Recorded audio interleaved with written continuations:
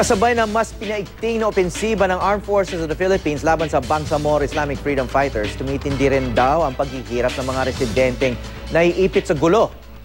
Ang ilang sibilyang nasa evacuation centers bukod sa walang makain, nagkakasakit na rin. May news to go si Maki Pulido.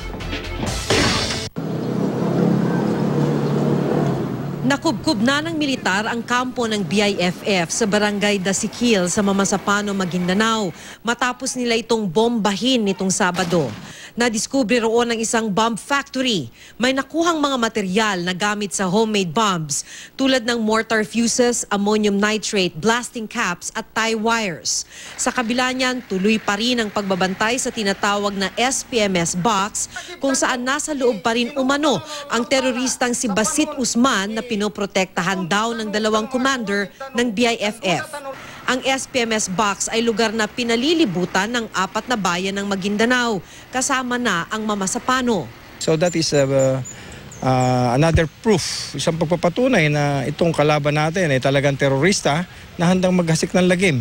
Ang mga naipit namang sibilyan sa Barangay Libutan, naghihintay pa rin ng tulong. May mga nakatira sa mga kamag-anak at merong siksikan sa mga evacuation center.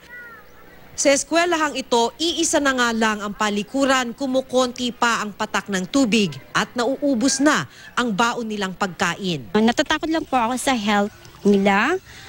So yung kabuhayan na rin po kasi naiwan nila yung source ng income nila kasi mostly sa kanila is farmers. So yung iba po hindi nila po na-harvest yung nila po, yung mga tanim nila po na palayas. Nagsimula na ring magkasakit ng ubo, lagnat at sipon ang mga evacuee at pinangangambahan ang diarrhea outbreak.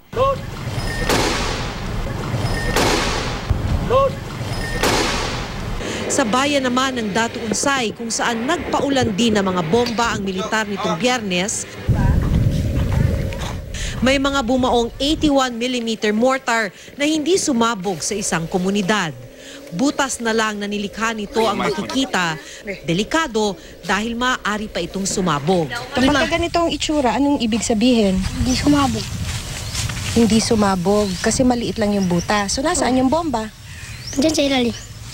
Malapit naman sa hinulugan ng artillery, makikita ang bahay ni Jojo Salik na wasak ang bubong at isang bahagi ng pader.